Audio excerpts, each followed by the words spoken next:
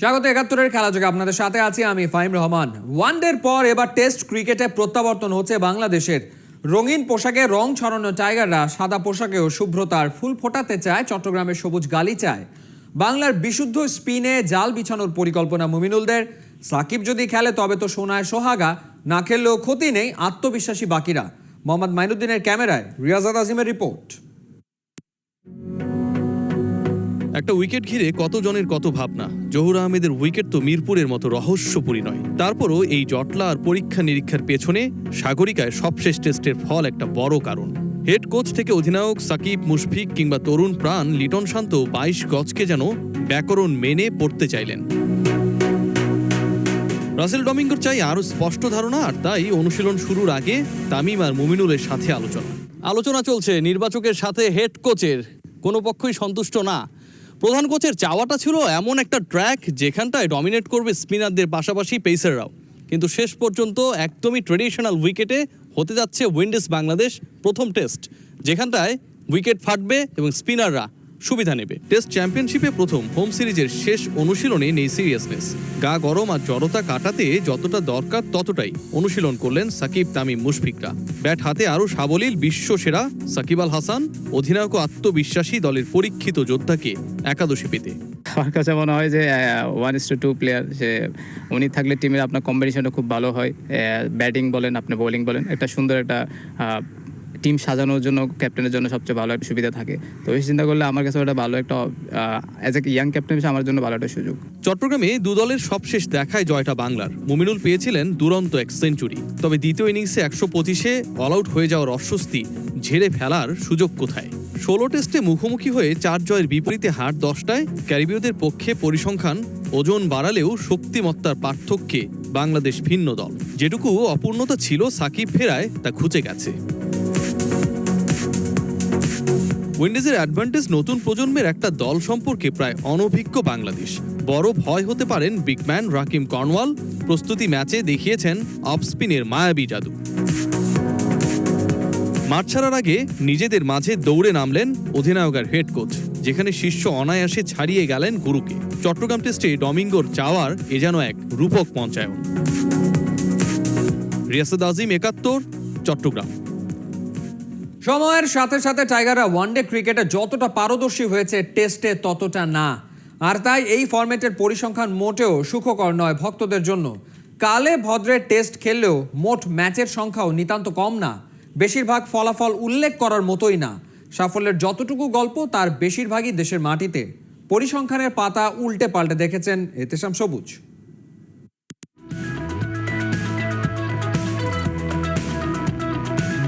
একটু ভুলে যেখানে সম্মান হারিয়ে যায়, প্রশ্ন ওঠে ব্যক্তিত্বের। লড়াইটা যেন জীবন যুদ্ধের। দিনের শেষ বেলায় শেষ বলটা ঠেকাতে পারলেই আনন্দ রাজ্যের। এর নামই টেস্ট ক্রিকেট। তাই তো টেস্ট ক্রিকেটই একটা জাতির পরিচয় হয়ে যায়। টেস্ট নেশন হিসেবে ওরা পৌঁছে যায় গৌরবের সব শেষ সীমানায়। বাংলাদেশের অহংকারের এই টাইগার পরিচয় এসেছে সাদা পোশাক আর লাল বলে। সব অর্জনের মাঝে ৫ দিনের স্নায়ু যুদ্ধটাকেই সর্বোচ্চ মূল্যায়নে রাখে, ক্রিকেটের মানদণ্ড বিচার করে। যদিও এই অ্যারেনাতে টাইগাররা এখনো পাকা শিকারী হতে পারেনি। We have been doing well in the shorter format, but Test cricket was the one that we really wanted to do well. ঘরে মাঠে এবার তামিম, মুশফিকদের প্রমাণের সুযোগ। ক্যারিবিয়ানদের বিপক্ষে স্মৃতি হাতড়ালে আঁকড়ে ধরার শক্ত কিছু নেই বাংলাদেশের। উইন্ডিজের বিপক্ষে ৮ সিরিজের মাত্র ২টা জিতেছে। এই ২ সিরিজে মোটে ৪ ম্যাচে জয় টাইগারদের অনুপ্রেরণা। দু দলের মধ্যে মুখোমুখি দেখায় ২০১২ সালে দলীয় সর্বোচ্চ ৬৪৮ রান করেছিল ওয়েস্ট ইন্ডিজ। ২০১৮-তে সর্বনিম্ন ১১১। এখানে বাংলাদেশের চিত্রটা অবশ্য নাজুক। সর্বোচ্চ যেমন তেমন টেস্টে নিজেদের সর্বনিম্ন ৪৩ রানে অল আউটের চরম লজ্জায় পড়েছিল এই ওয়েস্ট ইন্ডিজের কাছেই। দ্বিপাক্ষিক সিরিজে দু দলের মধ্যে এখন পর্যন্ত সবচেয়ে বেশি রান অবসরে চলে যাওয়া শিবনারায়ণ চন্দ্রপলের। তবে এই সিরিজেই তাকে ছাড়িয়ে যাবার সুযোগ আছে তামিম, সাকিবের। বল হাতে অবশ্য সাকিবই সেরা। ক্যারিবিয়ানদের বিপক্ষে ১০ টেস্ট খেলে দু দলের মধ্যে সর্বোচ্চ ৪৬ উইকেট নিয়েছেন তিনি। এক টেস্টে সবচেয়ে বেশি ১২ উইকেটের মালিক অবশ্য মেহেদী হাসান মিরাজ। ওয়ানডেতে বাংলা ওয়াশ টাইগারদের এখন দুধে ভাত। সময়টা এখন বনেদি ক্রিকেটের, জেগে ওঠার, বদলে যাবার। ওয়েস্ট ইন্ডিজের বিপক্ষে এই টেস্ট সিরিজটাই হয়তো ব্যবধান কমাবার। ইহতেশাম সবুজ, ৭১। চট্টগ্রাম টেস্টের স্পটলাইটে ৩ লোকাল হিরো মুমিনুল হক, তামিম ইকবাল আর নাইম হাসান। তামিম মুমিনুলের মাঝে আছে মধুর প্রতিদ্বন্দ্বিতা, আর অফ স্পিনার নাইম তো ক্যারিবীয়দের বিপক্ষে অভিষেকে আলো কেড়েছিলেন। রিয়াসাত আজিমের রিপোর্ট। বছরের প্রথম টেস্ট মাঠে গড়ানোর অপেক্ষা, এবং যে ম্যাচে চট্টগ্রাম বিভাগে লোকাল হিরোরা আলো কাড়বেন নিঃসন্দেহে। Test captain Mominul Haque, opener Tamim Iqbal, off spinner Nayeem Hasan স্পটলাইটে। আমরা যদি একবার পরিসংখ্যান দেখার চেষ্টা করি, তামিম ইকবাল আর মুশফিকুর রহিমের টেস্টে সর্বোচ্চ রান সংগ্রহের যে দৌড় চলছে সেখানটায় ৮ রানের দূরত্ব। মুশফিককে ছাড়িয়ে যাবার সুযোগ থাকছে তামিমের সামনে। আবার মুশফিক যদি ভালো করে, যেহেতু তার ট্র্যাক রেকর্ডটা খুবই ভালো এখন পর্যন্ত, মুশফিক কিন্তু সেই দূরত্ব বাড়াতে পারেন। তবে তামিম ইকবাল ঘরের মাঠে জহুর আহমেদের এই মাঠে নিশ্চয়ই ছাড়িয়ে যেতে চাইবেন মুশফিককে, বাংলার সবাইকে। তামিম নাকি মুমিনুল, কে বেশি ভালো করতে পারেন জহুর আহমেদের আসন্ন টেস্টে? সেই পরিসংখ্যান যদি আমরা ঘাটার চেষ্টা করি, সেক্ষেত্রে আত্মবিশ্বাসী হতে হবে মুমিনুল হকের ট্র্যাক রেকর্ডের কারণে। এই মাঠে তিনি ৬ শতক হাঁকিয়েছেন, যেখানে ক্যারিয়ারে করেছেন ৯টা সেঞ্চুরি। আর তামিম ইকবাল তার এভারেজই আপনাদেরকে বলে দেবে যে তামিম খুব একটা তার ঘরের মাঠে সফল না। ক্যারিয়ার এভারেজ প্রায় 40-এর কাছাকাছি, এ মাঠে রান করেছেন 33 করে। আর মুমিনুল হক, তারও ক্যারিয়ার এভারেজ 40+, কিন্তু জহুর আহমেদে তার গড় 75-এর উপর। মুমিনুল হকের সামনে আরও একটা মাইলস্টোন অপেক্ষায়। ক্যারিয়ারে রান করেছেন 2800+, 3000 থেকে মাত্র অল্প কিছু রানের দূরত্বে। জহুর আহমেদের তার যে ট্র্যাক রেকর্ড, বিভিন্ন সময়ে যেভাবে আলো ছড়িয়েছেন, তাতে টেস্ট ক্যাপ্টেন আত্মবিশ্বাসী হতেই পারেন। এই মাঠেই 3000ই ক্লাবে প্রবেশ করবেন। নিজ শহরে অভিষেক হয় কজন ক্রিকেটারের, সেই ভাগ্যবানদের একজন চট্টগ্রামের নাইম হাসান। জহুর আহমেদের এই স্টেডিয়ামে 2018-তে অভিষেকে সেরা বোলিং করেছিলেন, 61 রানে 5 উইকেট নিয়েছিলেন উইন্ডিজের বিপক্ষেই। নাইম হাসান কেন বাংলাদেশের ট্রাম্প কার্ড, তার অন্যতম একটা কারণ, সবশেষ টেস্ট যে বাংলাদেশ খেলেছিল জিম্বাবুয়ের এগেনস্টে, সেখানটায় নিয়েছিলেন 9 উইকেট, ছিলেন দলের সেরা বোলার। সব মিলে তামিম, নাইম আর মুমিনুল জ্বলে উঠলেই জ্বলে উঠবে বাংলাদেশ। রিয়াসাত আজিম, ৭১, চট্টগ্রাম। চট্টগ্রাম টেস্ট দিয়ে ঘরের মাঠে প্রথমবার টেস্ট চ্যাম্পিয়নশিপে নামার অপেক্ষায় বাংলাদেশ। স্বাগতিকরাই ফেভারিট, মত সাবেক প্রধান নির্বাচক ফারুক আহমেদের। সহকর্মী রিয়াসাত আজিমকে জানিয়েছেন, উইকেট বেশি স্পিন নির্ভর হলে তাতে বিপদ হতে পারে। ক্যামেরায় ছিলেন মোহাম্মদ মাইনুদ্দিন।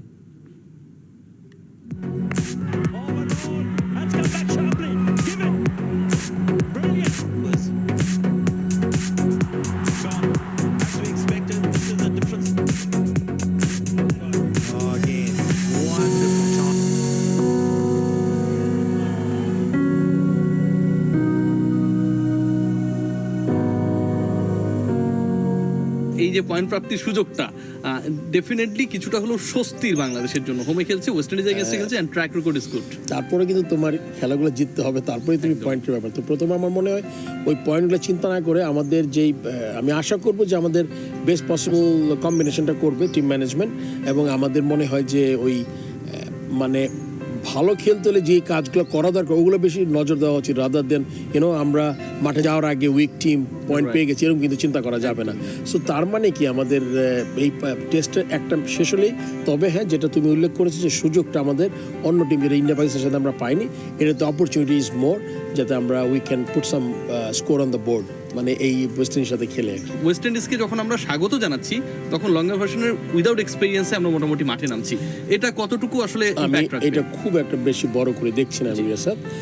তার কারণ হচ্ছে গিয়ে যে ম্যাক্সিমাম দলই কিন্তু খুব বেশি ম্যাচ খেলেনি, নাম্বার 1, নাম্বার 2 কিন্তু এই খেলেনি, এবং সবারই কিন্তু এই ঘাটতিটা রয়েই যাবে। যে আপনার সময় বাংলাদেশ দল অনেক সাকসেসফুল হয়েছিল, আপনি টিম তৈরি করা থেকে শুরু করে কম্বিনেশন ম্যাচ করানো, সব জায়গায় একটা বড় রোল প্লে করেছিলেন। এখনো অনেকটা সেই ধারাবাহিকতায় আমরা আছি। সেই জায়গা থেকে কি মনে হচ্ছে যে এবারও আমরা আমাদের ট্রেডিশনাল স্পিনিং ট্র্যাকেই যাব? ওয়েস্ট ইন্ডিজ টিমে কিন্তু যে কর্নওয়েল নাকি একটা বিগ গাই আছে, কিন্তু ভালো বল করে সে, 5 উইকেটস 5টা উইকেট নিয়েছে সে।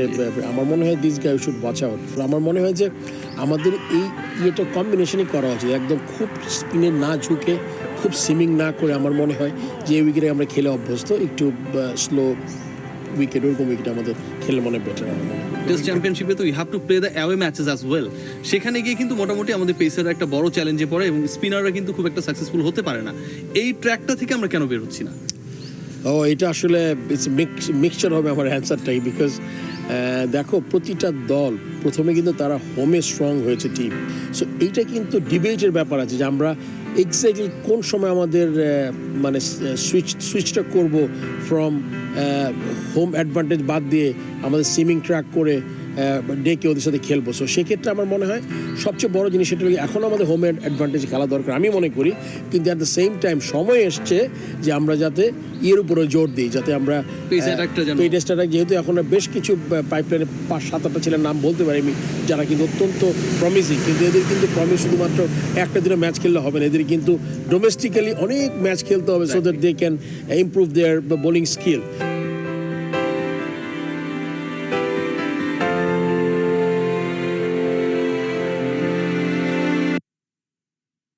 ইদানিংকালে সাকিব আল হাসান খেলতে নামলেই কোনো না কোনো রেকর্ড হয়, এ যেন নিয়ম।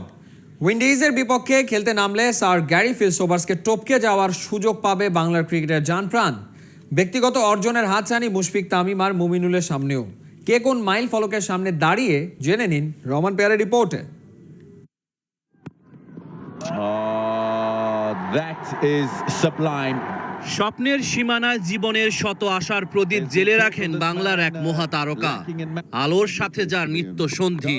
সাকিব নামায় নতুন নতুন অধ্যায় যোগ হয় হরদম। উইন্ডিজ সিরিজেই হয়তো লেখা হবে অর্জনের আরেক গল্প। টেস্ট ইতিহাসে 150 উইকেট ও 4000 রান করা অলরাউন্ডারের সংখ্যা 5। এই তালিকায় আছেন অলরাউন্ডারদের শেষ কথা sir Garry Sobers, Kapil Dev, Ian Botham, Jack Kallis আর বেন স্টোকস। টেস্টে দ্রুততম 150 উইকেট ও 4000 রান করার রেকর্ডটা গ্যারি সোবার্সের দখলে। মাইল ফলক ছুঁতে তিনি খেলেন 63 ম্যাচ, এক ম্যাচ বেশি খেলে দ্বিতীয় অবস্থানে স্টোকস। সবাইকে ছাড়িয়ে যাওয়ার সুযোগ সাকিবের সামনে। এখন পর্যন্ত 56টা টেস্ট খেলেছেন সাকিব, তাতেই তার রান 3862, উইকেট 210টা। 5 দিনের ক্রিকেটে দ্রুততম 150 উইকেট ও 4000 রানের ক্লাবে ঢুকতে সাকিবের দরকার 138 রান। এই পথ পাড়ি দিয়ে তার নিশ্চয়ই রেকর্ডটা নতুন করে লেখানোই স্বাভাবিক। 5 দিনের ক্রিকেটে বাংলাদেশের হয়ে সবচেয়ে বেশি রান মুশফিক আর তামিমের, দুজনের সামনেই 4500 রান পূর্ণ করার সুযোগ। আরেকটা রেকর্ড হাতছানি দিয়ে ডাকছে লোকাল বয় তামিমকে। জহুর আহমেদ চৌধুরী স্টেডিয়ামে 1000 টেস্ট রানের জন্য ওর দরকার আর 144 রান। বাংলাদেশের পঞ্চম ব্যাটসম্যান হিসেবে টেস্টে 3000 রানের ক্লাবে নিজের নাম লেখানোর অপেক্ষায় মুমিনুল হক। বাংলার টেস্ট কাপ্তানের চাই 140 রান। রহমান পেয়ার, 71। এক সময়ের প্রতাপশালী ওয়েস্ট ইন্ডিজ সময়ের পরিক্রমায় ক্রিকেট রাজত্ব হারিয়েছে, আর টাইগাররা একটু একটু করে শক্তিশালী হয়েছে। গেল কয়েক বছরে শক্তির বিবেচনায় এগিয়ে থেকেই ক্যারিবিয়ানদের মুখোমুখি হয়েছে বাংলাদেশ। বেশিরভাগ ক্ষেত্রে ফলাফল অনুকূলেই থেকেছে টাইগারদের। কিছু জয় বাংলার ক্রিকেটের মোড় ঘুরিয়ে দিয়েছে। স্মরণীয় সেই ম্যাচগুলোর গল্প মারিয়া হাসানের রিপোর্টে।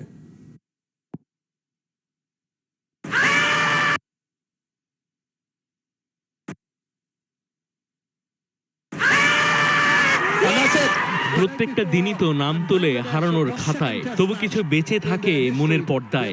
ক্যাপ্টেন মাশরাফির ভাঙা পাটাই বাংলাদেশের ক্রিকেটে হবে অসম্ভব শক্তির রোশনাই, যেন ছিল সেটারই স্বল্প দৈর্ঘ্য ছায়াছবি। এক কিংবদন্তি থেকে আরেক কিংবদন্তি, টেস্ট চলার মাঝপথে দায়িত্ব কাঁধে নিয়েছিলেন Shakib Al Hasan.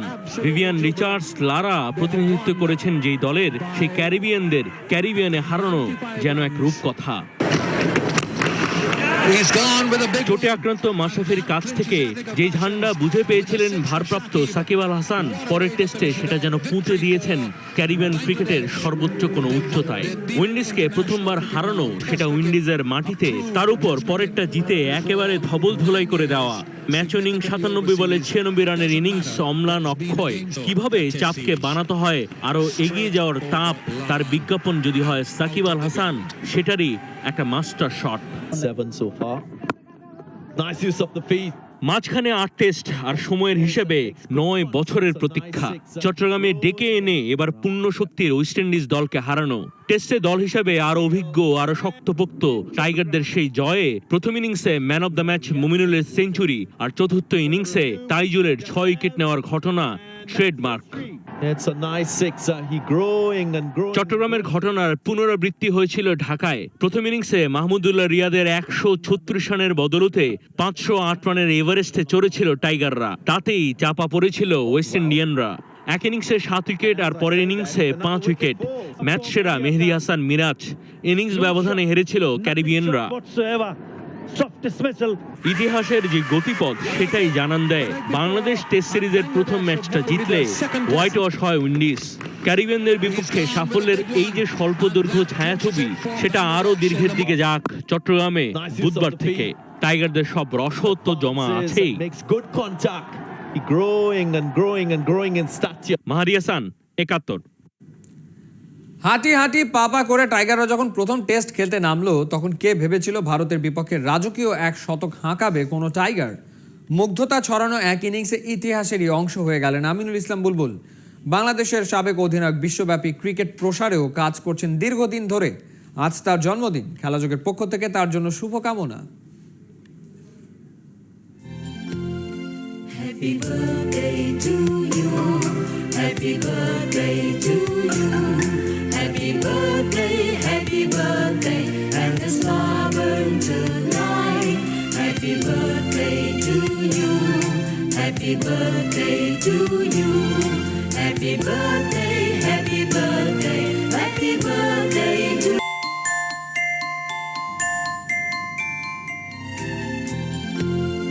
Happy birthday to you. Happy birthday to you. Happy birthday, and the star burn tonight. Happy birthday to you. Happy birthday to you. Happy birthday, happy birthday, happy birthday to you.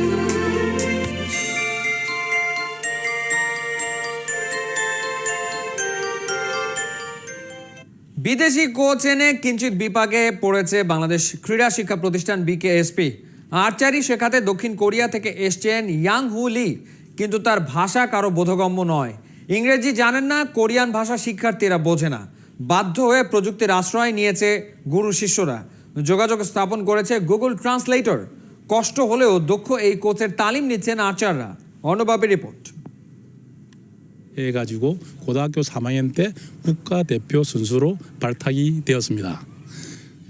উনি আসলে যা বলল সেটা আমার পক্ষে তো বোঝা সম্ভবই হয়নি, এবং অনেকের কাছেই সেটা বোঝা সম্ভব না। কিন্তু টেকনোলজির কারণে উনি যেহেতু বিকেএসপির আর্চারি কোচের দায়িত্ব নিয়েছেন, তো ফোনের মাধ্যমে ট্রান্সলেট করে প্রতিটা সবার সাথে, আর্চার থেকে শুরু করে কোচ সবার সাথে উনি চেষ্টা করছেন তার কোচিং যে ক্যারিয়ার আছে এবং বিকেএসপির যে রুট লেভেলের যারা তীরন্দাজ আছে তাদেরকে প্রশিক্ষণ দেওয়ার।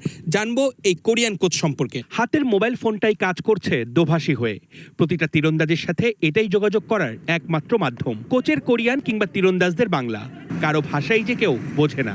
বিকেএসপি থেকে ওদের তীর ছোড়ার আগে তাই দিতে হচ্ছে ভাষার পরীক্ষা। কষ্ট করে হলেও এভাবেই বুঝে নিতে হচ্ছে নিজেদের সমস্যার জায়গাটা।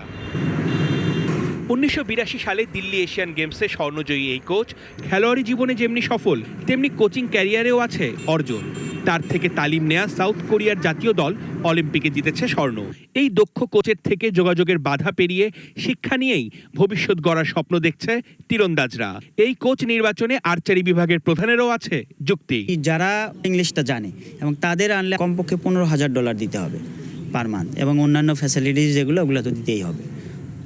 আর এখানে আমরা ওনাকে নিয়ে আসছি মাত্র $4,000। অনেকটা বুঝতে পারে না, তারপর আমাদেরকে বলে, উনি যদি বলে বুঝতে না পারলে মোবাইলে বলবে, ওনার মোবাইলে বলি আমরা। বিশেষ করে উনি 10টা বেসিক নিয়ে বেশি ফলো করতেছে এবং কার কোনটাতে বেশি সমস্যা উনি ওইটাতে জোর দিচ্ছে। দেশের আর্চারির পোস্টার বয় রোমান সানা অর্জন করেছে সরাসরি অলিম্পিকে খেলার যোগ্যতা। দেশের তীরন্দাজদের আন্তর্জাতিক মঞ্চে ভালো করার মেধা আর সামর্থ্য দুইটাই আছে বলে মনে করেন এই বিদেশি কোচ। 골드 메달리스트에 충분하다고 저는 생각을 하고 있습니다.